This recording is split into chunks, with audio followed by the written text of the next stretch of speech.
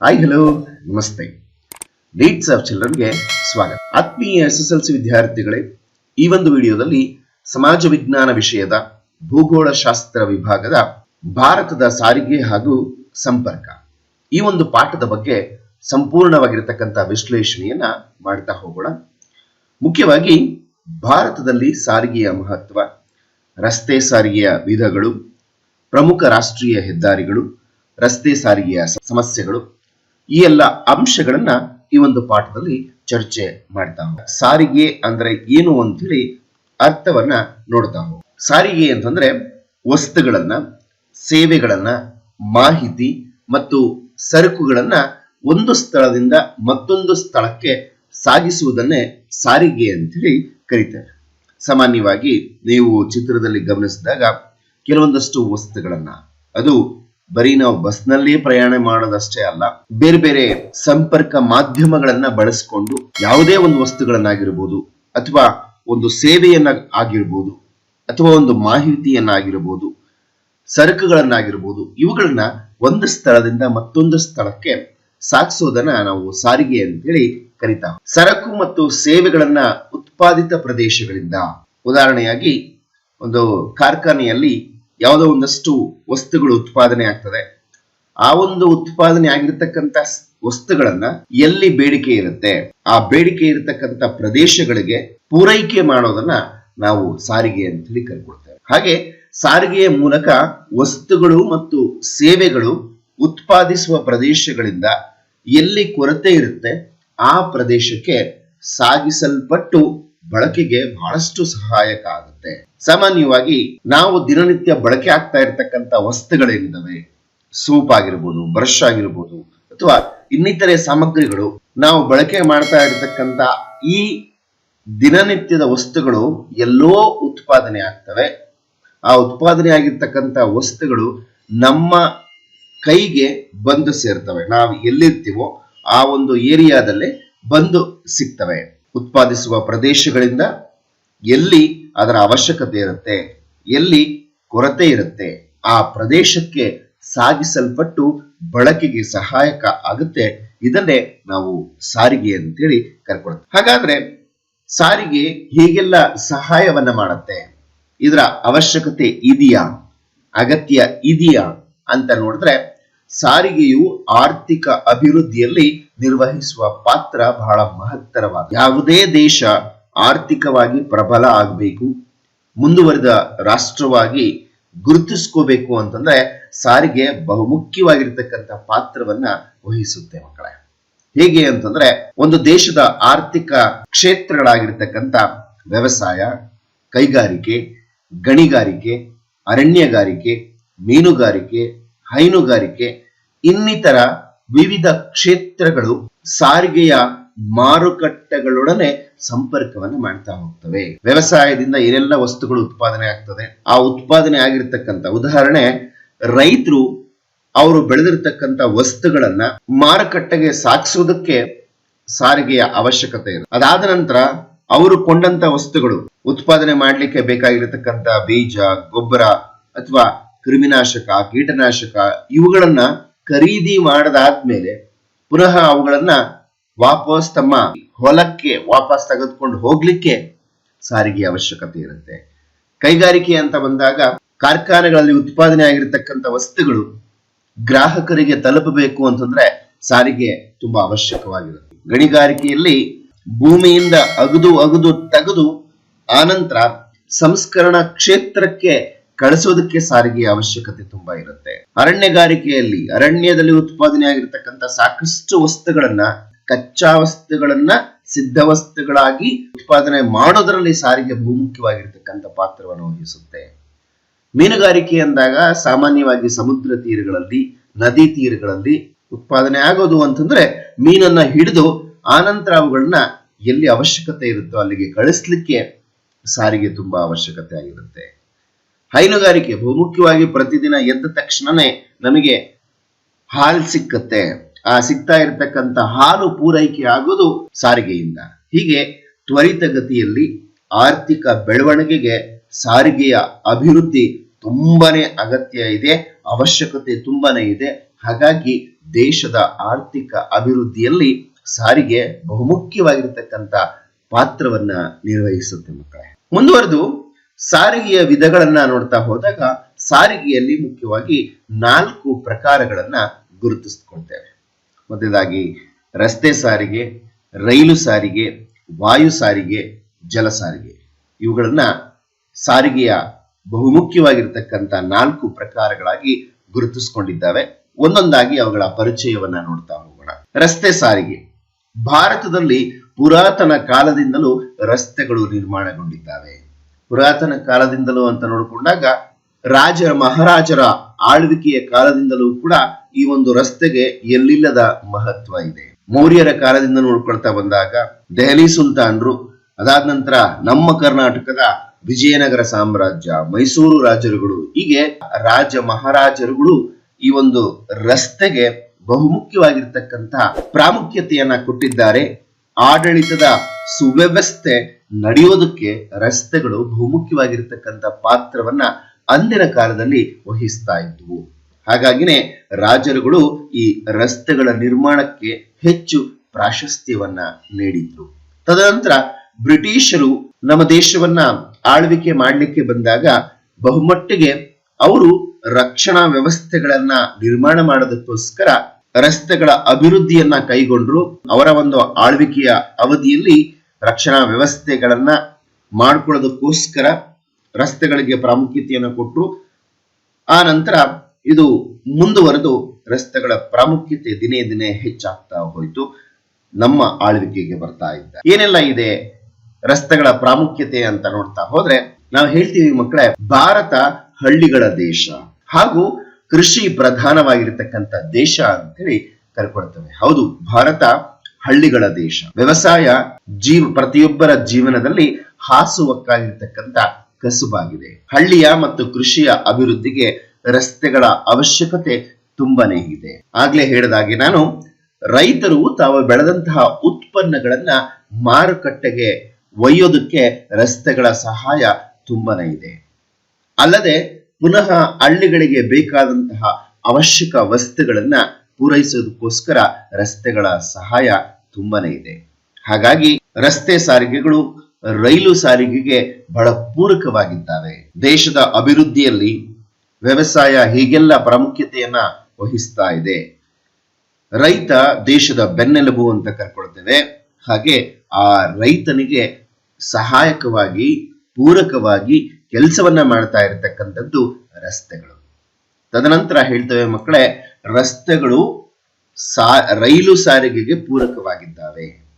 ಇನ್ನಿತರ ಅಂದ್ರೆ ರೈಲು ಸಾರಿಗೆ ಆಗಿರ್ಬೋದು, ವಾಯು ಸಾರಿಗೆ ಆಗಿರ್ಬೋದು, ಜಲ ಸಾರಿಗೆ ಆಗಿರ್ಬೋದು, ಇನ್ನಿತರ ಸಾರಿಗೆಗಳು ರಸ್ತೆ ಸಾರಿಗೆಯನ್ನೇ ಅವಲಂಬಿಸಿದ್ದಾವೆ. ಹೇಗೆ ಅಂತ ನೋಡೋದಾದ್ರೆ ರೈಲು ಸಾರಿಗೆ ನಾವು ರೈಲ್ವೆ ಸ್ಟೇಷನ್ಗೆ ಹೋಗ್ಲಿಕ್ಕೂ ಕೂಡ ನಮಗೆ ರಸ್ತೆ ಸಾರಿಗೆ ಬೇಕಿವೆ. ರೈಲಲ್ಲಿ ಪ್ರಯಾಣ ಮಾಡಬೇಕು ಅಂತಂದ್ರೆ ರಸ್ತೆ ಸಾರಿಗೆಯನ್ನ ಅವಲಂಬನೆ ಮಾಡಿಕೊಂಡಿದ್ದೇವೆ.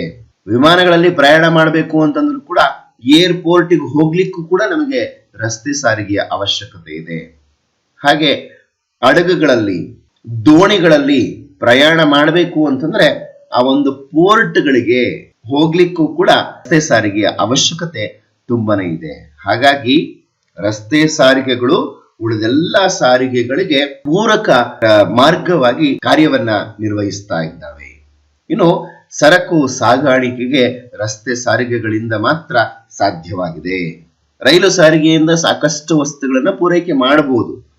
ಆದರೆ ರಸ್ತೆ ಸಾರಿಗೆಗಳು ಮನೆಗೂ ಕೂಡ ಪೂರೈಕೆ ಮಾಡತಕ್ಕಂತ ಸುಲಭವಾಗಿರ್ತಕ್ಕಂಥ ಮಾರ್ಗಗಳಾಗಿದ್ದಾವೆ ರಸ್ತೆ ಸಾರಿಗೆಗಳು. ಅದು ರೈಲು ಸಾರಿಗೆಯಿಂದ ಸಾಧ್ಯವಿಲ್ಲ, ಜಲ ಸಾರಿಗೆಯಿಂದ ಸಾಧ್ಯವಿಲ್ಲ, ವಾಯು ಸಾರಿಗೆಯಿಂದನೂ ಕೂಡ ಇದು ಸಾಧ್ಯವಿಲ್ಲ. ಹಾಗಾಗಿ ಸಾಗಾಣಿಕೆ ಸರಕು ಸಾಗಾಣಿಕೆ ರಸ್ತೆ ಮಾರ್ಗಗಳಿಂದ ಬಹಳ ಸಹಾಯಕವಾಗಿದೆ. ಇನ್ನು ಈ ರಸ್ತೆ ಸಾರಿಗೆಯನ್ನ ಮುಖ್ಯವಾಗಿ ರಾಷ್ಟ್ರೀಯ ಹೆದ್ದಾರಿಗಳು, ರಾಜ್ಯ ಹೆದ್ದಾರಿಗಳು, ಜಿಲ್ಲಾ ರಸ್ತೆಗಳು ಮತ್ತು ಗ್ರಾಮೀಣ ರಸ್ತೆಗಳು ಅಂತೇಳಿ ವರ್ಗೀಕರಣ ಮಾಡಲಾಗಿದೆ. ಮುಖ್ಯವಾಗಿ ರಸ್ತೆ ಸಾರಿಗೆಯನ್ನ 4 ಭಾಗಗಳಾಗಿ ವಿಂಗಡಣೆ ಮಾಡಲಾಗಿದೆ. ರಾಷ್ಟ್ರೀಯ ಹೆದ್ದಾರಿಗಳು, ರಾಜ್ಯ ಹೆದ್ದಾರಿಗಳು, ಜಿಲ್ಲಾ ರಸ್ತೆಗಳು ಮತ್ತು ಗ್ರಾಮೀಣ ರಸ್ತೆಗಳು ಅಂತೇಳಿ ಕರ್ಕೊಳ್ತಾ ಹೋಗ್ತವೆ. ಒಂದೊಂದಾಗಿ ನೋಡ್ತಾ ಹೋಗೋಣ. ರಾಷ್ಟ್ರೀಯ ಹೆದ್ದಾರಿಗಳು, ನ್ಯಾಷನಲ್ ಹೈವೇಸ್ ಅಂತೇಳಿ ಕರ್ಕೊಳ್ತೇವೆ. ಇವು ದೇಶದ ಅತಿ ಮುಖ್ಯ ರಸ್ತೆಗಳಾಗಿದ್ದಾವೆ. ಗಮನಿಸಬಹುದು ನೀವು ಚಿತ್ರದಲ್ಲಿ, ದೇಶದ ಉದ್ದಗಲಕ್ಕೂ ನಿರ್ಮಿತವಾಗಿರತಕ್ಕಂತ ಈ ಹೆದ್ದಾರಿಗಳು ರಾಜ್ಯದ ರಾಜಧಾನಿಗಳು, ಪ್ರಧಾನ ಬಂದರುಗಳು ಮತ್ತು ಕೈಗಾರಿಕಾ ನಗರಗಳನ್ನ ಸಂಪರ್ಕ ಮಾಡ್ತವೆ. ರಾಷ್ಟ್ರೀಯ ಹೆದ್ದಾರಿಗಳೇನಿದ್ದಾವೆ ದೇಶದ ಉದ್ದಗಲಕ್ಕೂ ಕೂಡ ನಿರ್ಮಾಣ ಆಗಿರತಕ್ಕಂಥವು. ದೇಶದ ರಾಜ್ಯದ ರಾಜಧಾನಿಗಳೇನಿದ್ದಾವೆ ಆ ಎಲ್ಲ ರಾಜ್ಯದ ರಾಜಧಾನಿಗಳನ್ನ, ಹಾಗೆ ಪ್ರಮುಖ ಬಂದರುಗಳನ್ನ ಮತ್ತು ಕೈಗಾರಿಕಾ ನಗರಗಳನ್ನ ಈ ರಾಷ್ಟ್ರೀಯ ಹೆದ್ದಾರಿಗಳು ಸಂಪರ್ಕ ಮಾಡ್ತವೆ. ಇವುಗಳ ನಿರ್ಮಾಣ ಮತ್ತು ನಿರ್ವಹಣೆ, ಯಾರಪ್ಪ ಈ ರಾಷ್ಟ್ರೀಯ ಹೆದ್ದಾರಿಗಳನ್ನ ನಿರ್ಮಾಣ ಮಾಡೋದು, ಅವುಗಳನ್ನ ನಿರ್ವಹಣೆ ಮಾಡೋದು ಅಂತಂದ್ರೆ ಕೇಂದ್ರ ಸರ್ಕಾರದ ಜವಾಬ್ದಾರಿಯಾಗಿರುತ್ತೆ. ಕೇಂದ್ರ ಸರ್ಕಾರನೇ ರಾಷ್ಟ್ರೀಯ ಹೆದ್ದಾರಿಗಳನ್ನ ನಿರ್ವಹಣೆ ಮಾಡುತ್ತೆ, ನಿರ್ಮಾಣ ಮಾಡುತ್ತೆ. ಭಾರತದಲ್ಲಿ ಇಲ್ಲಿಯವರೆಗೆ ಸರಿಸುಮಾರು 70,934 ಕಿಲೋಮೀಟರ್ ಉದ್ದದ ರಾಷ್ಟ್ರೀಯ ಹೆದ್ದಾರಿ ಮಾರ್ಗಗಳನ್ನ ಒಳಗೊಂಡಿದೆ. ಭಾರತ ಸರ್ಕಾರವು ರಾಷ್ಟ್ರೀಯ ಹೆದ್ದಾರಿಗಳ ನಿರ್ಮಾಣ ಮತ್ತು ನಿರ್ವಹಣೆಗೆ 1989ರಲ್ಲಿ ರಾಷ್ಟ್ರೀಯ ಹೆದ್ದಾರಿ ಪ್ರಾಧಿಕಾರ, national highway authority of India NHAI ಇದನ್ನ ಸ್ಥಾಪನೆ ಮಾಡಿದೆ. ಸಾಮಾನ್ಯವಾಗಿ ನೀವು ರಾಷ್ಟ್ರೀಯ ಹೆದ್ದಾರಿಗಳಲ್ಲಿ ಪ್ರಯಾಣ ಮಾಡಬೇಕಾದ್ರೆ ಈ ಒಂದು ಬೋರ್ಡ್ ಅನ್ನ ಗಮನಿಸಿರಬಹುದು. NHAI ಅನ್ನೋ ಒಂದು ಬೋರ್ಡ್ ಅನ್ನ ಹಾಕಿರ್ತಾರೆ, national highway authority of India ಅನ್ನೋದು. ಸೊ ಇದರ ಕೆಲಸ ಏನಪ್ಪಾ ಅಂತಂದ್ರೆ ರಾಷ್ಟ್ರೀಯ ಹೆದ್ದಾರಿಗಳನ್ನ ನಿರ್ಮಾಣ ಮಾಡೋದು ಹಾಗೆ ನಿರ್ವಹಣೆ ಮಾಡೋದು ಇದರ ಪ್ರಮುಖವಾಗಿರ್ತಕ್ಕಂಥ ಕೆಲಸ ಆಗಿರುತ್ತೆ ಮಕ್ಕಳೇ. ರಾಷ್ಟ್ರೀಯ ಹೆದ್ದಾರಿ ಪ್ರಾಧಿಕಾರದ ಕೆಲಸ ರಾಷ್ಟ್ರೀಯ ಹೆದ್ದಾರಿಗಳನ್ನ ನಿರ್ಮಾಣ ಮಾಡೋದು ಹಾಗೆ ನಿರ್ವಹಣೆ ಮಾಡೋದು. ಮೊದಲ ವರ್ಗದ ರಾಷ್ಟ್ರೀಯ ಹೆದ್ದಾರಿಗಳು ಭಾರತವನ್ನು ನೆರೆಯ ರಾಷ್ಟ್ರಗಳ ರಾಜಧಾನಿಯೊಡನೆ ಸಂಪರ್ಕ ಮಾಡ್ತವೆ. ಅದರಲ್ಲಿ ವಿಭಾಗವನ್ನ ಮಾಡ್ಕೊಳ್ತಾ ಹೋಗ್ತವೆ. ರಾಷ್ಟ್ರೀಯ ಹೆದ್ದಾರಿಗಳಲ್ಲಿ ಮೊದಲನೇ ವರ್ಗದ ರಾಷ್ಟ್ರೀಯ ಹೆದ್ದಾರಿಗಳು ಅಂತೇಳಿ ಕರ್ಕೊಳ್ತವೆ. ಆ ಮೊದಲನೇ ವರ್ಗದ ರಾಷ್ಟ್ರೀಯ ಹೆದ್ದಾರಿಗಳು ಭಾರತವನ್ನು ನೆರೆಯ ರಾಷ್ಟ್ರಗಳ ರಾಜಧಾನಿಯೊಡನೆ ಸಂಪರ್ಕವನ್ನ ಸಾಧಿಸ್ತವೆ.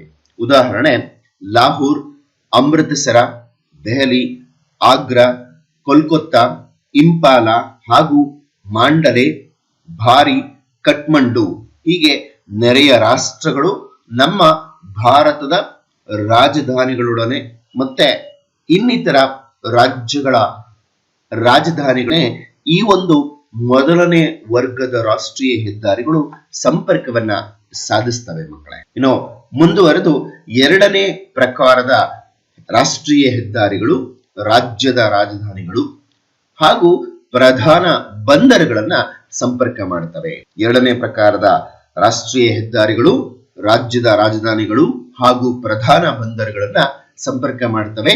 ಇವುಗಳಲ್ಲಿ ವಾರಣಾಸಿ, ಕನ್ಯಾಕುಮಾರಿಗಳನ್ನು 7ನೇ ರಾಷ್ಟ್ರೀಯ ಹೆದ್ದಾರಿ ಸಂಪರ್ಕ ಮಾಡುತ್ತೆ. ಕನ್ಯಾಕುಮಾರಿಯಿಂದ ವಾರಣಾಸಿವರೆಗೂ ಅದರ ಒಂದು ಮಾರ್ಗವನ್ನ ಸಂಪರ್ಕ ಮಾಡ್ತಾ ಇರತಕ್ಕಂತ ರಾಷ್ಟ್ರೀಯ ಹೆದ್ದಾರಿಯ ಸಂಖ್ಯೆ 7ನೇ ರಾಷ್ಟ್ರೀಯ ಹೆದ್ದಾರಿ ಸಂಖ್ಯೆಯಾಗಿದೆ. ಇದರ ಉದ್ದ 2343 ಕಿಲೋಮೀಟರ್ ಉದ್ದ ಇದೆ. ದೇಶದ ಅತಿ ಉದ್ದವಾದ ರಾಷ್ಟ್ರೀಯ ಹೆದ್ದಾರಿ ಅಂತ ಹೇಳಿ ವಾರಣಾಸಿ ಕನ್ಯಾಕುಮಾರಿ ಇದನ್ನ ನಾವು ಅತಿ ಉದ್ದದ ರಾಷ್ಟ್ರೀಯ ಹೆದ್ದಾರಿ ಅಂತ ಹೇಳಿ ಗುರುತಿಸಿಕೊಂಡಿದ್ದಾವೆ ಮಕ್ಕಳೇ. ಹಾಗೆ ಹಿಮಾಚಲ್ ಪ್ರದೇಶದಲ್ಲಿರ್ತಕ್ಕಂಥ ಕುಲು ಮನಾಲಿ ಮತ್ತು ಲೇಹ್ ಕಾಶ್ಮೀರದಲ್ಲಿರ್ತಕ್ಕಂಥ ಈ ಒಂದು ಹೆದ್ದಾರಿ ಏನು ಸಂಪರ್ಕ ಮಾಡುತ್ತೆ, ಹಿಮಾಚಲ ಪ್ರದೇಶದ ಕುಲು ಮನಾಲಿ ಮತ್ತು ಕಾಶ್ಮೀರದಲ್ಲಿರುವ ಲೇಹ್ ಇದನ್ನ ಸಂಪರ್ಕ ಮಾಡ್ತಾ ಇರತಕ್ಕಂತ ರಾಷ್ಟ್ರೀಯ ಹೆದ್ದಾರಿ ಏನಿದೆ 4267 ಮೀಟರ್ ಎತ್ತರದಲ್ಲಿದೆ. ಇದು ಜಗತ್ತಿನ ಎತ್ತರದ ರಸ್ತೆ ಮಾರ್ಗ ಆಗಿದೆ. ಎತ್ತರದ ರಸ್ತೆ ಮಾರ್ಗ, ಉದ್ದವಾದ ರಾಷ್ಟ್ರೀಯ ಹೆದ್ದಾರಿ ವಾರಣಾಸಿ ಮತ್ತು ಕನ್ಯಾಕುಮಾರಿ 7ನೇ ರಾಷ್ಟ್ರೀಯ ಹೆದ್ದಾರಿ, ನ್ಯಾಷನಲ್ ಹೈವೇ ನಂಬರ್ 7 ಅಂತ ಏನ್ ಕರ್ಕೊಳ್ತೀವಿ ಅದನ್ನ ನಾವು ಉದ್ದದ ರಾಷ್ಟ್ರೀಯ ಹೆದ್ದಾರಿ ಅಂತ ಕಳ್ಕೊಂಡ್ರೆ, ಕುಲುಮನಾಲಿ ಲೇಹನ ಸಂಪರ್ಕ ಮಾಡ್ತಾ ಇರತಕ್ಕಂತ ಹೆದ್ದಾರಿಯನ್ನ ಜಗತ್ತಿನ ಅತಿ ಎತ್ತರದ ರಸ್ತೆ ಮಾರ್ಗ ಅಂತ ಹೇಳಿ ಗುರುತಿಸ್ಕೊಳ್ತವೆ ಮಕ್ಕಳೇ. ಇನ್ನು ಈ ರಸ್ತೆಗಳನ್ನ ನಿರ್ಮಾಣ ಮಾಡೋದ್ರಲ್ಲಿ, ನಿರ್ವಹಣೆ ಮಾಡೋದ್ರಲ್ಲಿ ಒಂದಷ್ಟು ಪ್ರಾಜೆಕ್ಟ್ಗಳನ್ನ ಕೈಗೊಂಡಿದ್ದಾರೆ. ಆ ಒಂದು ಪ್ರಾಜೆಕ್ಟ್ಗಳು ಯಾವುವು ಏನು ಅನ್ನೋದ್ರ ಬಗ್ಗೆ ನೋಡ್ತಾ ಹೋಗೋಣ. ಸುವರ್ಣ ಚತುಷ್ಕೋನ ಮತ್ತು ಕಾರಿಡಾರ್ ಹೆದ್ದಾರಿಗಳು ಅಂತ ಹೇಳಿ, ಗೋಲ್ಡನ್ ಕ್ವಾಡ್ರಿಲ್ಯಾಟರಲ್ ಅಂಡ್ ಕಾರಿಡಾರ್ ಪ್ರಾಜೆಕ್ಟ್ಸ್ ಗಳಂತೇಳಿ ಕರ್ಕೊಳ್ತೇವೆ. ಈ ಯೋಜನೆಯು ಚತುಷ್ಪಥ, ಷಟ್ಪಥ ರಸ್ತೆಗಳನ್ನ ಹೊಂದಿದ 15,000 ಕಿಲೋಮೀಟರ್ಗಳಷ್ಟು ಉದ್ದವಾಗಿರುವ ರಾಷ್ಟ್ರೀಯ ಹೆದ್ದಾರಿ ಇವಾಗಿದ್ದಾವೆ. ಚತುಷ್ಪಥ, ಷಟ್ಪಥ ಅಂತೇಳಿ ಕರ್ಕೊಳ್ತೇವೆ. ಏನಪ್ಪಾ ಚತುಷ್ಪಥ ಅಂತಂದ್ರೆ, ಗಮನಿಸಿ ವಿದ್ಯಾರ್ಥಿಗಳೇ, ನೋಡಿ ಇಲ್ಲಿ ನೀವು ಹೋಗ್ಲಿಕ್ಕೆ 3 ದಾರಿಗಳನ್ನ ಕಾಣ್ತೀವಿ. 1, 2, 3. ಹಾಗೆ ಬರ್ಲಿಕ್ಕೆ 3 ದಾರಿಗಳಿದ್ದಾವೆ. 1, 2, 3. ಇವುಗಳನ್ನ ಷಟ್ಪಥ ಅಂತೇಳಿ ಕರ್ಕೊಳ್ತೇವೆ. ಅದೇ ಇದೇ ಒಂದು ಮಾರ್ಗದಲ್ಲಿ ಕೇವಲ 1 ಮತ್ತು 2, ಈ ಕಡೆನೂ ಕೂಡ 1 ಮತ್ತು 2 ಇಷ್ಟಕ್ಕೆ ಇದ್ದಿದ್ರೆ ಅದನ್ನ ಷಟ್ಪಥ ಅಂತ ಕರಿತಾ ಇದ್ರು. 2 ಹೋಗ್ಲಿಕ್ಕೆ 2 ಬರ್ಲಿಕ್ಕೆ ಇದ್ರೆ ಅದು ಷಟ್ಪಥ, ಅದು ಚತುಷ್ಪಥ ಅಂತ. ಒಂದು ವೇಳೆ ಏನಾದ್ರೂ ಅದೇ 3, 1, 2, 3, 1, 2, 3 ಹೋಗ್ಲಿಕ್ 3 ಬರ್ಲಿಕ್ 3 ಇದ್ರೆ ಇದನ್ನ ಷಟ್ಪಥ ಅಂತ ಹೇಳಿ ಕರೀತವೆ. ಈ ತರದ ಸುವರ್ಣ ಚತುಷ್ಕೋನ ಮತ್ತು ಕಾರಿಡಾರ್ ಹೆದ್ದಾರಿಗಳು 15,000 ಕಿಲೋಮೀಟರ್ಗಳಷ್ಟು ಉದ್ದವಾಗಿರ್ತಕ್ಕಂಥ ರಾಷ್ಟ್ರೀಯ ಹೆದ್ದಾರಿಯನ್ನ ನಿರ್ಮಾಣ ಮಾಡಲಾಗಿದೆ. ಈ ಯೋಜನೆಯನ್ನ 1999ರಲ್ಲಿ ಆರಂಭಿಸಿದ್ದು. ಈ ಯೋಜನೆಯ ಒಟ್ಟು ವೆಚ್ಚ 54,000 ಕೋಟಿ ರೂಪಾಯಿಗಳಾಗಿದೆ. ಇದು ಪ್ರಪಂಚದ ಯಾವುದೇ ಒಂದು ದೇಶ ಒಂದು ಅವಧಿಯಲ್ಲಿ ಕೈಗೊಂಡಿರತಕ್ಕಂತ ರಸ್ತೆ ಅಭಿವೃದ್ಧಿ ಯೋಜನೆಗಳಿಗಿಂತ ಅತಿ ದೊಡ್ಡದು ಅಂತ ಹೇಳಿ ಗುರುತಿಸಿಕೊಳ್ಳಲಾಗಿದೆ. ಇದನ್ನ ಪ್ರಾರಂಭಿಸಿದ್ದು 1999ರಲ್ಲಿ. ಇದರ ಒಟ್ಟು ಯೋಜನಾ ವೆಚ್ಚ 54,000 ಕೋಟಿ. ಆ ಒಂದು ಹಂತದಲ್ಲಿ ಯಾವುದೇ ಒಂದು ದೇಶ, ಪ್ರಪಂಚದಲ್ಲಿರ್ತಕ್ಕಂಥ ಯಾವುದೇ ಒಂದು ದೇಶ ಕೈಗೊಂಡಿರತಕ್ಕಂಥ ಅಭಿವೃದ್ಧಿಯ ಯೋಜನೆ ಅತಿ ದೊಡ್ಡ ಯೋಜನೆ ಅಂತೇಳಿ, ಪ್ರಪಂಚದಲ್ಲಿ ಅತಿ ದೊಡ್ಡ ಯೋಜನೆ ಅಂತೇಳಿ ಗುರುತಿಸಿಕೊಳ್ಳಲಾಗಿದೆ ಮಕ್ಕಳ. ಈ ಯೋಜನೆಯು ದೇಶದ ಆರ್ಥಿಕ ಅಭಿವೃದ್ಧಿಗೆ ತುಂಬಾನೇ ಅತಿ ಅಗತ್ಯ. ಅಲ್ಲದೆ ಅದರ ಉಪಯೋಗವನ್ನ ನಾವೀಗ ಪಡ್ಕೊಳ್ತಾ ಇದ್ದೇವೆ. ಹೇಗೆಲ್ಲ ಇದೆ ಇದರ ಒಂದು ಉಪಯೋಗ ಅಂತ ನೋಡ್ಕೊಳ್ತಾ ಹೋದ್ರೆ, ಕಾರಿಡಾರ್ ರಸ್ತೆಗಳು ಆರ್ಥಿಕವಾಗಿ ಮಾತ್ರವಲ್ಲದೆ ರಾಜಕೀಯವಾಗಿಯೂ ಕೂಡ ಹೆಚ್ಚು ಪ್ರಾಮುಖ್ಯತೆಯನ್ನ ಪಡ್ಕೊಂಡಿದ್ದಾವೆ. ಹೇಗೆಲ್ಲ ಅಂತಂದ್ರೆ, ದೇಶವನ್ನ ಉತ್ತರ ಹಾಗೂ ದಕ್ಷಿಣ ಮತ್ತು ಪೂರ್ವ ಹಾಗೂ ಪಶ್ಚಿಮವಾಗಿ ಸಂಪರ್ಕಿಸುವ ಹೆದ್ದಾರಿಗಳೇ ಕಾರಿಡಾರ್ ರಸ್ತೆಗಳು ಅಂತೇಳಿ ಗುರುತಿಸಿಕೊಳ್ತೇವೆ. ಅಂದ್ರೆ ಉತ್ತರದಿಂದ ದಕ್ಷಿಣದವರೆಗೆ, ಜಮ್ಮು ಕಾಶ್ಮೀರದಿಂದ ಕನ್ಯಾಕುಮಾರಿವರೆಗೆ, ಹಾಗೆ ಪೂರ್ವದಿಂದ ಪಶ್ಚಿಮದವರೆಗೆ ನೋಡ್ಕೊಳ್ತಾ ಹೋದಾಗ ಪೂರ್ವದಲ್ಲಿ ಅರುಣಾಚಲ್ ಪ್ರದೇಶದಿಂದ ಪಶ್ಚಿಮದಲ್ಲಿ ಗುಜರಾತ್, ಈ ಒಂದು ಭಾಗಗಳವರೆಗೆ ಸಂಪರ್ಕವನ್ನ ಸಾಧಿಸತಕ್ಕಂತ ರಸ್ತೆಗಳೇ ಕಾರಿಡಾರ್ ರಸ್ತೆಗಳು ಅಂತ ಹೇಳಿ ಗುರುತಿಸಿಕೊಳ್ತವೆ. ಸಂಪರ್ಕ, ಸರಕು ಸಾಮಗ್ರಿಗಳನ್ನ ಅತ್ಯಲ್ಪ ಅವಧಿಯಲ್ಲಿ ದೇಶದ ಒಂದು ಕಡೆಯಿಂದ ಮತ್ತೊಂದು ಕಡೆಗೆ ಅತಿ ಕಡಿಮೆ ವೆಚ್ಚದಲ್ಲಿ ಸಾಗಿಸೋದಕ್ಕೆ ಈ ಹೆದ್ದಾರಿಗಳು ಬಹಳಷ್ಟು ಪ್ರಾಮುಖ್ಯತೆಯನ್ನ ಗಳಿಸಿಕೊಂಡಿದ್ದಾವೆ. ಅವು ಉಪಯೋಗವನ್ನ ಕೊಡ್ತಾ ಇದ್ದಾವೆ ಮಕ್ಕಳೇ. ಹಾಗೆ ಈ ಯೋಜನೆಯು ಕೈಗಾರಿಕೆಗಳ ವರದಾನವಾಗಿದ್ದಾವೆ. ಈ ಯೋಜನೆಯು ಕೈಗಾರಿಕೆಗಳಿಗೂ ಕೂಡ ವರದಾನವಾಗಿ ಕೆಲಸವನ್ನ ನಿರ್ವಹಿಸ್ತಾ ಇದ್ದಾವೆ. ಹಾಗೆ ಸುವರ್ಣ ಚತುಷ್ಕೋನ ಹೆದ್ದಾರಿಯು ದೇಶದ ಮಹಾನಗರಗಳಾದ ದೆಹಲಿ, ಮುಂಬೈ, ಬೆಂಗಳೂರು, ಚೆನ್ನೈ, ಕೋಲ್ಕತ್ತಾ ನಗರಗಳನ್ನ ಸಂಪರ್ಕ ಮಾಡ್ತವೆ. ಈ ಹೆದ್ದಾರಿ ಮೂಲಕ ಸಂಪರ್ಕ ಪಡಿತಾ ಇರತಕ್ಕಂತ ಇತರೆ ನಗರಗಳು ಅಂತಂದ್ರೆ ಪುಣೆ, ಸತಾರ, ಬೆಳಗಾವಿ, ಕಂಚಿಪುರಂ, ಆಗ್ರಾ, ಕಾನ್ಪುರ, ಪ್ರಯಾಗ, ವಾರಣಾಸಿ, ವಿಶಾಖಪಟ್ಟಣಂ, ಕರಗಪುರ, ವಿಜಯವಾಡ, ಈ ಎಲ್ಲ ಪ್ರದೇಶಗಳು, ನಗರಗಳು, ಮಹಾನಗರಗಳು ಸುವರ್ಣ ಚತುಷ್ಕೋನ ಹೆದ್ದಾರಿಯ ಸಂಪರ್ಕವನ್ನ ಪಡ್ಕೊಳ್ತಾ ಇದ್ದಾವೆ ಮಕ್ಕಳೇ. ಇಷ್ಟು ಈ ಒಂದು ಸುವರ್ಣ ಚತುಷ್ಕೋನ ಮತ್ತು ಕಾರಿಡಾರ್ ಹೆದ್ದಾರಿಗಳ ಪ್ರಾಮುಖ್ಯತೆ ಮತ್ತೆ ಸಂಪರ್ಕ ಸಾಧಿಸ್ತಾ ಇರತಕ್ಕಂತ ಮಹಾನ್ ನಗರಗಳು ಹಾಗೂ ಇನ್ನಿತರೆ ಪಟ್ಟಣಗಳು ಅಂತ ಹೇಳಿ ಗುರುತಿಸಿಕೊಂಡು ಮುಂದುವರೆದು ರಸ್ತೆ ಸಾರಿಗೆಯ ತೊಡಕುಗಳು. ಸಾಮಾನ್ಯವಾಗಿ ರಸ್ತೆಗಳಿಂದ ಅನುಕೂಲ, ಅದರ ಜೊತೆಗೆ ಒಂದಷ್ಟು ಅನಾನುಕೂಲಗಳನ್ನು ಕೂಡ ಗುರುತಿಸ್ಕೊಳ್ತೇವೆ. ಅದು ಯಾವ ರಸ್ತೆಗಳು ಅನ್ನೋದ್ರ ಮೇಲೆ ನಿರ್ಧಾರ ಆಗುತ್ತೆ ಅದರ ತೊಡಕುಗಳಿಗೆ ಸಂಬಂಧಪಟ್ಟಂತೆ. ಏನು ಅನ್ನೋದಾದ್ರೆ, ಅನೇಕ ಗ್ರಾಮೀಣ ಮತ್ತು ಜಿಲ್ಲಾ ರಸ್ತೆಗಳು ಮಳೆಗಾಲದಲ್ಲಿ ವಾಹನ ಸಂಚಾರಕ್ಕೆ ಕೆಲವು ವೇಳೆ ಅನುಪಯುಕ್ತವಾಗಿರ್ತವೆ. ಮಕ್ಕಳೇ, ನಾವಾಗ್ಲೇ ಗಮನಿಸ್ಕೊಂಡ್ವಿ, ರಸ್ತೆ ಸಾರಿಗೆ ಅಂತಂದ್ರೆ ಅದರಲ್ಲಿ 4 ವಿಭಾಗಗಳನ್ನ ಗುರುತಿಸ್ಕೊಳ್ತೇವೆ. ರಾಷ್ಟ್ರೀಯ ಹೆದ್ದಾರಿಗಳು, ರಾಜ್ಯ ಹೆದ್ದಾರಿಗಳು, ಗ್ರಾಮೀಣ ರಸ್ತೆಗಳು, ಜಿಲ್ಲಾ ರಸ್ತೆಗಳು ಅಂತೇಳಿ. ರಾಷ್ಟ್ರೀಯ ಮತ್ತು ರಾಜ್ಯ ಹೆದ್ದಾರಿಗಳೇನಿದ್ದಾವೆ ಅಥವಾ ರಸ್ತೆಗಳೇನಿದ್ದಾವೆ ಅವುಗಳನ್ನ ವ್ಯವಸ್ಥಿತವಾಗಿ ನಿರ್ವಹಣೆ ಮಾಡ್ತವೆ. ಆದ್ರೆ ಜಿಲ್ಲಾ ರಸ್ತೆಗಳು ಮತ್ತು ಗ್ರಾಮೀಣ ರಸ್ತೆಗಳನ್ನ ಕಚ್ಚಾ ರಸ್ತೆಗಳು ಅಂತೇಳಿ ಗುರುತಿಸ್ಕೊಳ್ತವೆ. ಅವುಗಳು ಮಳೆಗಾಲ ಬರ್ತಾ ಇದ್ದಾಗೆ ಸಂಚಾರಕ್ಕೆ ಯೋಗ್ಯವಲ್ಲದ ರಸ್ತೆಗಳಾಗಿರ್ತವೆ. ಹಾಗಾಗಿ ಇದು ಒಂದು ರಸ್ತೆ ಸಾರಿಗೆಯ ತೊಡಕು ಅಂತೇಳಿ ಗುರುತಿಸ್ಕೊಳ್ತವೆ ಮಕ್ಕಳೇ. ಎರಡನೇದಾಗಿ, ರಸ್ತೆ ಸಾರಿಗೆಯು ಪರಿಸರ ಮಾಲಿನ್ಯ, ವಾಹನ ದಟ್ಟಣೆ ಹಾಗೂ ಅಪಘಾತಗಳಿಗೂ ಕಾರಣವಾಗಿದೆ. ಗಮನಿಸಬಹುದು ನೀವು ಮಕ್ಕಳೇ, ಸಾಮಾನ್ಯವಾಗಿ ರಸ್ತೆ ಸಾರಿಗೆ ಪರಿಸರ ಮಾಲಿನ್ಯವನ್ನ ಉಂಟು ಮಾಡುತ್ತೆ. ವಾಹನಗಳು ಹೊರಸೂಸ್ತಾ ಇರತಕ್ಕಂತ carbon dioxide, carbon monoxide, sulphuric dioxide, so ಇವುಗಳಿಂದಾಗಿ ಪರಿಸರ ಮಾಲಿನ್ಯ ಉಂಟಾಗುತ್ತೆ. ಅಲ್ಲದೆ ವಾಹನ ದಟ್ಟಣೆಗಳು, ಟ್ರಾಫಿಕ್ ಜಾಮ್ ಅಂತ ಏನ್ ಕರ್ಕೊಳ್ತೀವಿ, ಅದರ ಒಂದು ತೊಂದರೆ ಉಂಟಾಗುತ್ತೆ.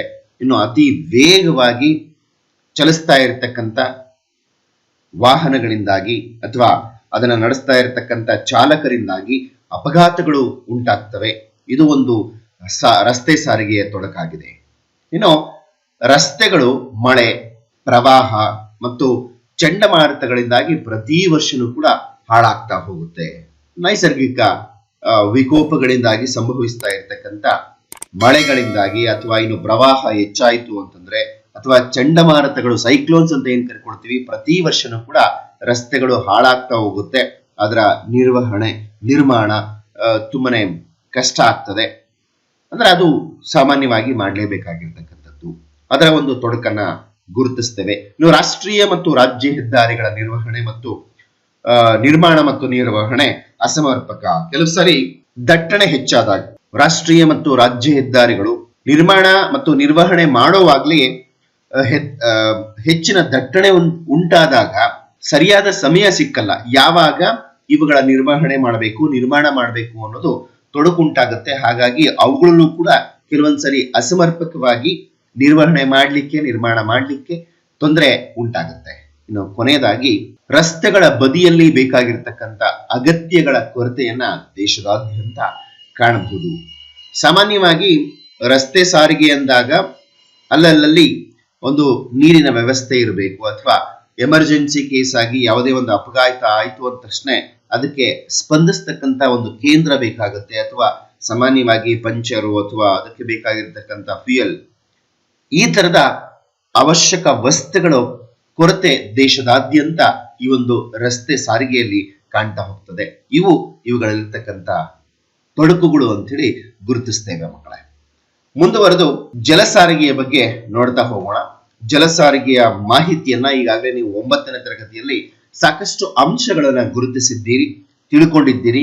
ಈಗ ಭಾರತಕ್ಕೆ ಸಂಬಂಧಪಟ್ಟಂತ ಪ್ರಮುಖವಾಗಿರ್ತಕ್ಕಂಥ ಬಂದರುಗಳು ಮತ್ತು ಜಲ ಸಾರಿಗೆಯ ಬಗ್ಗೆ ಮಾಹಿತಿಯನ್ನ ನೋಡ್ತಾ ಹೋಗೋಣ. ಇಲ್ಲಿ ಕೆಲವು ಬಂದರುಗಳ ಪರಿಚಯವನ್ನ ಕೊಡ್ತಾರೆ. ಇದು ಪರೀಕ್ಷಾ ದೃಷ್ಟಿಯಿಂದ ಇರೋ 14 ಬಂದರುಗಳೇನಿದಾವೆ ಇವುಗಳನ್ನ ಗುರುತಿಸ್ಲಿಕ್ಕೆ ಎಕ್ಸಾಮ್ ಅಲ್ಲಿ ಕೊಡ್ತಾರೆ. ಹಾಗಾಗಿ ಪರೀಕ್ಷಾ ದೃಷ್ಟಿಯಿಂದ ಪ್ರಮುಖ ಬಂದರುಗಳು ಬಹಳ ಮುಖ್ಯವಾಗಿದ್ದಾವೆ, ನೋಡ್ತಾ ಹೋಗೋಣ. ಭಾರತವು ಪುರಾತನ ಕಾಲದಿಂದಲೂ ಜಲಮಾರ್ಗವನ್ನ ಹೊಂದಿದೆ. ಭಾರತವು 3 ಕಡೆ ಸಮುದ್ರ ಪ್ರದೇಶವನ್ನ ಹೊಂದಿದ್ದು ಬಂದರುಗಳು ಕೂಡ ಪ್ರಮುಖವಾದಂತಹ ಪಾತ್ರವನ್ನ ವಹಿಸ್ತಾ ಇದೆ.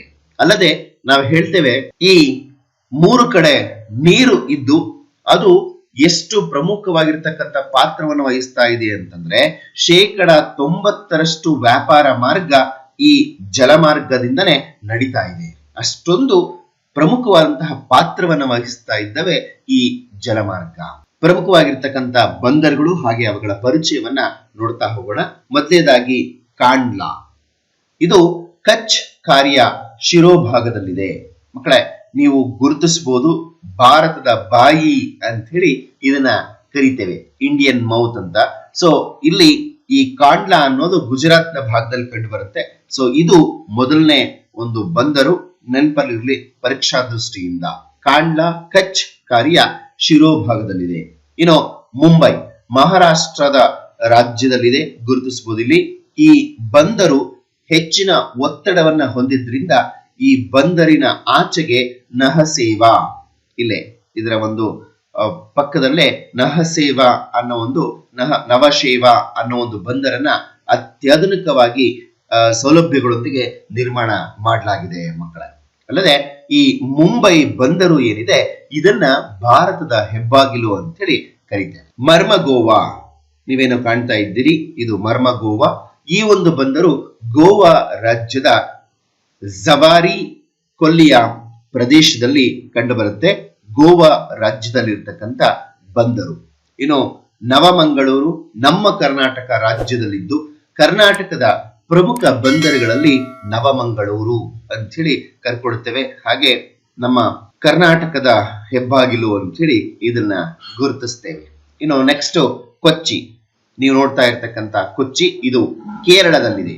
ಕೇರಳದಲ್ಲಿರ್ತಕ್ಕಂಥ ಕೊಚ್ಚಿ ಭಾರತದ ಪ್ರಮುಖವಾಗಿರ್ತಕ್ಕಂಥ ಬಂದರು ಅಂತೇಳಿ ಕರ್ಕೊಳ್ತೇವೆ. ಇವಿಷ್ಟು ಪಶ್ಚಿಮದಲ್ಲಿ ಬಂದ್ರೆ, ಪೂರ್ವದಲ್ಲಿ ಬರ್ತಾ ಇರ್ತಕ್ಕಂಥ ಪ್ರಮುಖ ಬಂದರುಗಳು ಯಾವುವು ಅಂತ ಹೇಳಿ ನೋಡ್ತಾ ಹೋಗೋಣ. ಮೊದಲನೇದಾಗಿ ಪೂರ್ವದಲ್ಲಿ ಬರ್ತಾ ಇರ್ತಕ್ಕಂಥ ಬಂದರುಗಳಲ್ಲಿ ತುತುಕುಡಿ, ಇದು ತಮಿಳುನಾಡು ರಾಜ್ಯದಲ್ಲಿದೆ. ಟ್ಯೂಟಿಕಾರಿನ್ ಅಂತೇಳಿ ಕರ್ಕೊಳ್ತೇವೆ, ಟ್ಯೂಟಿಕಾರಿನ್ ಇಂಗ್ಲಿಷ್ ನಲ್ಲಿ. ತುತುಕುಡಿ ಅನ್ನೋದು ಕನ್ನಡದಲ್ಲಿ ತಮಿಳುನಾಡು ರಾಜ್ಯದಲ್ಲಿ ಕಂಡು ಬರ್ತಾ ಇರ್ತಕ್ಕಂಥದ್ದು. ಇನ್ನು ಎರಡನೇದಾಗಿ ಚೆನ್ನೈ, ಈ ಒಂದು ಬಂದರು ಕೃತಕ ಬಂದರಾಗಿದೆ. ಹಳೆಯ ಬಂದರುಗಳಲ್ಲಿ, ತುಂಬಾ ಭಾರತದಲ್ಲಿ ಇರ್ತಕ್ಕಂಥ ಹಳೆಯ ಬಂದರುಗಳಲ್ಲಿ ಇದು ಕೂಡ ಒಂದು. ತಮಿಳುನಾಡಿನಲ್ಲಿ ಇರ್ತಕ್ಕಂಥದ್ದು ಬಹಳ ಪ್ರಮುಖವಾಗಿರ್ತಕ್ಕಂಥ ಒಂದು ಬಂದರು ಚೆನ್ನೈ ಬಂದರಾಗಿದೆ. ಇನ್ನು ಮುಂದುವರೆದು ವಿಶಾಖಪಟ್ಟಣಂ ಆಂಧ್ರ ಪ್ರದೇಶದಲ್ಲಿರ್ತಕ್ಕಂಥ ಒಂದು ನೈಸರ್ಗಿಕ ಬಂದರಾಗಿದೆ. ಆಂಧ್ರ ಪ್ರದೇಶದಲ್ಲಿ ನೈಸರ್ಗಿಕವಾಗಿ ಕ್ರಿಯೇಟ್ ಆಗಿರ್ತಕ್ಕಂಥ ಒಂದು ಬಂದರು ಆಂಧ್ರ ಪ್ರದೇಶದಲ್ಲಿ ಇರ್ತಕ್ಕಂಥದ್ದು ಅಂತ ಹೇಳಿ ಕರ್ಕೊಳ್ತೇವೆ. ಇನ್ನು ಮುಂದುವರೆದು ಪಾರದೀಪ, ಒರಿಸ್ಸಾ ರಾಜ್ಯದಲ್ಲಿ ಇರ್ತಕ್ಕಂಥ ಪಾರದೀಪ ಇತ್ತೀಚೆಗೆ ಅಭಿವೃದ್ಧಿಯನ್ನ ಪಡಿಸಿರ್ತಕ್ಕಂಥ ಬಂದರು ಅಂತ ಹೇಳಿ ಇದನ್ನ ಗುರುತಿಸಿಕೊಳ್ತೇವೆ. ಇನ್ನು ಮುಂದುವರೆದು ಕೋಲ್ಕತ್ತಾ, ಇದು ಪಶ್ಚಿಮ ಬಂಗಾಳ ರಾಜ್ಯದಲ್ಲಿದೆ. ಇದು ಕೂಡ ನೈಸರ್ಗಿಕ ರೇವು ಪಟ್ಟಣ, ಬಹಳ ಅದ್ಭುತವಾಗಿರ್ತಕ್ಕಂಥ ಬಂದರು ಅಂತೇಳಿ ಕರ್ಕೊಳ್ತೇವೆ. ಇದನ್ನ ಭಾರತದ ಚಹದ ಬಂದರು ಅಂತೇಳಿ ಕರ್ಕೊಳ್ತೇವೆ, ಇಂಡಿಯನ್ ಟೀ ಪೋರ್ಟ್ ಅಂತೇಳಿ ಈ ಒಂದು ಕೋಲ್ಕತ್ತಾ ಬಂದರನ್ನ ಗುರುತಿಸ್ಕೊಳ್ತೇವೆ ಮಕ್ಕಳೇ. ಇನ್ನು ಕೊನೆಯದಾಗಿ ಕೋಲ್ಕತ್ತಾದಲ್ಲಿ ಬರ್ತಾ ಇರತಕ್ಕಂಥದ್ದು ಹಾಲ್ದಿಯಾ ಅಂತ. ಹೇಗೆ ಮುಂಬೈನಲ್ಲಿ ಅದರ ಒಂದು ಒತ್ತಡವನ್ನ ಕಡಿಮೆ ಮಾಡ್ಲಿಕ್ಕೋಸ್ಕರ ನಹಸೇವಾ ಅನ್ನೋ ಒಂದು ಬಂದರನ್ನ ನಿರ್ಮಾಣ ಮಾಡಿದ್ರು, ಅದೇ ತರನೇ ಕೋಲ್ಕತ್ತಾದಲ್ಲೂ ಕೂಡ ಅತಿ ಹೆಚ್ಚಿನ ಒತ್ತಡ ಇದ್ದಿದ್ರಿಂದಾಗಿ ಅದನ್ನ ಕಡಿಮೆ ಮಾಡೋದಕ್ಕೋಸ್ಕರ ಕೃತಕ ಬಂದರನ್ನ ನಿರ್ಮಾಣ ಮಾಡಲಾಯಿತು. ಇದು ಕೂಡ ಪಶ್ಚಿಮ ಬಂಗಾಳದಲ್ಲಿದೆ. ಹಾಲ್ದಿಯಾ ಅನ್ನೋದು ಕೋಲ್ಕತ್ತಾದಲ್ಲಿರ್ತಕ್ಕಂಥ ಮತ್ತೊಂದು ಬಂದರು. ಇಷ್ಟು ಭಾರತದಲ್ಲಿರ್ತಕ್ಕಂಥ ಬಂದರುಗಳು. ಅದರಲ್ಲೂ ಕೂಡ ಇವು ಪೂರ್ವದಲ್ಲಿರ್ತಕ್ಕಂಥ ಬಂದರುಗಳು ಮಕ್ಕಳ. ಹಾಗಾಗಿ ಈ ಬಂದರುಗಳ ಒಂದು ಯಾವುದಾದ್ರೂ ಬಂದರನ್ನ ಭಾರತದಲ್ಲಿ ನಕಾಶನಲ್ಲಿ ಗುರುತಿಸ್ಲಿಕ್ಕೆ ಪರೀಕ್ಷೆಯಲ್ಲಿ ಕೇಳ್ತಾರೆ. ಹಾಗಾಗಿ ಸ್ವಲ್ಪ ಇವುಗಳ ಬಗ್ಗೆ ಗಮನವನ್ನ ಹರಿಸಿ. ಮುಂದುವರೆದು ಅಂತಿಮವಾಗಿ ಸಾರಿಗೆ ವಿಚಾರದಲ್ಲಿ ವಾಯು ಸಾರಿಗೆ, ಇದರ ಬಗ್ಗೆ ಒಂದಷ್ಟು ಮಾಹಿತಿಯನ್ನು ನೋಡ್ತಾ ಹೋಗೋಣ. ಭಾರತದ ಪ್ರಮುಖ ವಿಮಾನ ನಿಲ್ದಾಣಗಳು ಮತ್ತೆ ಅವುಗಳ ಪರಿಚಯದ ಬಗ್ಗೆ ನೋಡ್ತಾ ಹೋಗೋಣ. ವಿಮಾನ ಸಾರಿಗೆ, ಚತುಷ್ಕೋನ ಮತ್ತು ಕಾರಿಡಾರ್ ರಸ್ತೆಗಳು ಭಾರತದ ರಾಷ್ಟ್ರೀಯ ಮತ್ತು ಅಂತಾರಾಷ್ಟ್ರೀಯ ವಿಮಾನ ನಿಲ್ದಾಣಗಳಿಗೆ ಸಂಪರ್ಕವನ್ನ ಸಾಧಿಸ್ತವೆ. ರಸ್ತೆ ಸಾರಿಗೆಗಳಲ್ಲಿ ಚತುಷ್ಕೋನ ಮತ್ತು ಕಾರಿಡಾರ್ ರಸ್ತೆಗಳೇನಿದ್ದಾವೆ ಭಾರತದ ಅಂತಾರಾಷ್ಟ್ರೀಯ ವಿಮಾನ ನಿಲ್ದಾಣಗಳಿಗೆ ಸಂಪರ್ಕವನ್ನ ಕಲ್ಪಿಸುತ್ತವೆ. ಭಾರತ ಸರ್ಕಾರವು 1955ರಲ್ಲಿ the airport authority of India ಅನ್ನೋ ಒಂದು ಸಂಸ್ಥೆಯನ್ನ ನಿರ್ಮಾಣ ಮಾಡುತ್ತೆ, ದೇಶದ ವಿಮಾನ ನಿಲ್ದಾಣಗಳ ನಿರ್ವಹಣೆಯನ್ನ ನೀಡೋದಕ್ಕೋಸ್ಕರ. ಇದು ಭಾರತದಲ್ಲಿ 11 ಅಂತಾರಾಷ್ಟ್ರೀಯ ನಿಲ್ದಾಣ ಹಾಗೂ 115 ಆಂತರಿಕ ವಿಮಾನ ನಿಲ್ದಾಣಗಳನ್ನ ನಿರ್ವಹಣೆ ಮಾಡುತ್ತದೆ. The airport authority of India ಅನ್ನೋದು ಭಾರತ ಸರ್ಕಾರ 1955ರಲ್ಲಿ ಇದನ್ನ ಸ್ಥಾಪನೆ ಮಾಡಲಾಯಿತು ಮಕ್ಕಳೇ. ಬನ್ನಿ ಯಾವೆಲ್ಲ ಪ್ರಮುಖವಾಗಿರ್ತಕ್ಕಂಥ ಬಂದರುಗಳ ವಿಮಾನ ನಿಲ್ದಾಣಗಳಿದ್ದಾವೆ ಭಾರತದಲ್ಲಿ ಅನ್ನೋದನ್ನ ನೋಡ್ತಾ ಹೋಗೋಣ. ಭಾರತದ ಪ್ರಮುಖ ಅಂತಾರಾಷ್ಟ್ರೀಯ ವಿಮಾನ ನಿಲ್ದಾಣಗಳು. ಮೊದಲನೇದಾಗಿ ಮುಂಬೈ, ಸಹರಾ ಮತ್ತು ಸಾಂತಾ ಕ್ರೂಜಾ ಅಂತ ಹೇಳಿ ಕರ್ಕೊಳ್ತೇವೆ. ಮುಂಬೈನಲ್ಲಿರ್ತಕ್ಕಂಥ ಅಂತಾರಾಷ್ಟ್ರೀಯ ವಿಮಾನ ನಿಲ್ದಾಣ. ಎರಡನೇದಾಗಿ ದೆಹಲಿ, ಇದನ್ನ ಇಂದಿರಾ ಗಾಂಧಿ ಅಂತಾರಾಷ್ಟ್ರೀಯ ವಿಮಾನ ನಿಲ್ದಾಣ ಅಂತ ಹೇಳಿ ಗುರುತಿಸಿಕೊಂಡಿದ್ದೇವೆ ಮಕ್ಕಳೇ. ಮೂರನೇದಾಗಿ ಕೋಲ್ಕತ್ತಾ ಸುಭಾಷ್ ಚಂದ್ರ ಬೋಸ್ ವಿಮಾನ ನಿಲ್ದಾಣ ಅಂತ ಹೇಳಿ ಇದನ್ನ ಗುರುತಿಸಿಕೊಂಡಿದ್ದೇವೆ. ನಾಲ್ಕನೇದಾಗಿ ಚೆನ್ನೈ ಅಣ್ಣಾ ಅಥವಾ ಮೀನಂಬಾಕಂ ಅಂತಾರಾಷ್ಟ್ರೀಯ ವಿಮಾನ ನಿಲ್ದಾಣ ಅಂತೇಳಿ ಕರ್ಕೊಳ್ತೇವೆ. ನೆಕ್ಸ್ಟ್ ಐದನೇದಾಗಿ ಬೆಂಗಳೂರು ನಾಡಪ್ರಭು ಕೆಂಪೇಗೌಡ ಅಂತಾರಾಷ್ಟ್ರೀಯ ವಿಮಾನ ನಿಲ್ದಾಣ ಅಂತೇಳಿ ಕರ್ಕೊಳ್ತೇವೆ. ಮುಂದುವರೆದು ಹೈದರಾಬಾದ್, ಆಂಧ್ರ ಪ್ರದೇಶದಲ್ಲಿ ಕಂಡು ಬರ್ತಾ ಇರತಕ್ಕಂತ ಹೈದರಾಬಾದ್. ಹಾಗೆ ಅಹಮದಾಬಾದ್, ಗುಜರಾತ್ ನಲ್ಲಿರ್ತಕ್ಕಂಥ ಅಹಮದಾಬಾದ್. ಹಾಗೆ ಪಣಜಿ, ಗೋವಾದಲ್ಲಿರ್ತಕ್ಕಂಥ ಪಣಜಿ, ಸೊ ಗೋವಾದಲ್ಲಿ ಪಣಜಿ. ಹಾಗೆ ಅಮೃತ್ಸರ, ಪಂಜಾಬ್ ನಲ್ಲಿರ್ತಕ್ಕಂಥ ಅಮೃತ್ಸರ. ಹಾಗೆ ಗೌಹಾತಿ, ಹಾಗೆ ಕೇರಳದಲ್ಲಿರುವ ತಿರುವನಂತಪುರಂ. ಹೀಗೆ ಇವುಗಳಿಗೆ ಎಲ್ಲಾ ಹೆದ್ದಾರಿಗಳು ಮತ್ತು ಕಾರಿಡಾರ್ ರಸ್ತೆಗಳು ಸಂಪರ್ಕವನ್ನ ಸಾಧಿಸ್ತವೆ ಮಕ್ಕಳೇ. ಇವುಗಳಲ್ಲಿ ಇರೋ 11 ವಿಮಾನ ನಿಲ್ದಾಣಗಳಿಂದವೇ. ಈ 11 ವಿಮಾನ ನಿಲ್ದಾಣಗಳಲ್ಲಿ ಯಾವ್ದಾದ್ರು ಒಂದನ್ನ ಮ್ಯಾಪ್ ಅಲ್ಲಿ ಗುರುತಿಸ್ಲಿಕ್ಕೆ ಕೇಳ್ತಾರೆ. ಹಾಗಾಗಿ ಇವುಗಳ ಬಗ್ಗೆನೂ ಕೂಡ ಒಂದಷ್ಟು ಗಮನವನ್ನ ಹರಿಸಿ ಅಂತ ಹೇಳ್ತಾ ಈ ಹೊತ್ತಿನ ಈ ಒಂದು ವಿಡಿಯೋವನ್ನ ಮುಗಿಸ್ತಾ ಇದ್ದೀನಿ. ಮತ್ತೆ ಮುಂದಿನ ವಿಡಿಯೋದಲ್ಲಿ ಸಿಗ್ತೀನಿ. ಇಲ್ಲಿವರೆಗೂ ಚರ್ಚೆ ಮಾಡಿರ್ತಕ್ಕಂಥ ಅಂಶಗಳಲ್ಲಿ ನಿಮಗೆ ಏನಾದರೂ ಡೌಟ್ಸ್ ಇದ್ರೆ ಅವುಗಳನ್ನ ಕಾಮೆಂಟ್ ಬಾಕ್ಸ್ ಅಲ್ಲಿ ಕಾಮೆಂಟ್ ಮಾಡಿ ಅವುಗಳನ್ನ ಸಾಲ್ವ್ ಮಾಡೋಣ ಅಂತ ಹೇಳ್ತಾ ಮತ್ತೆ ಮುಂದಿನ ವಿಡಿಯೋದಲ್ಲಿ ಸಿಗ್ತೀನಿ. ಅಲ್ಲಿವರೆಗೂ keep watching my channel. Thank you. Have a nice day. See you in the next session. Bye bye. Take care.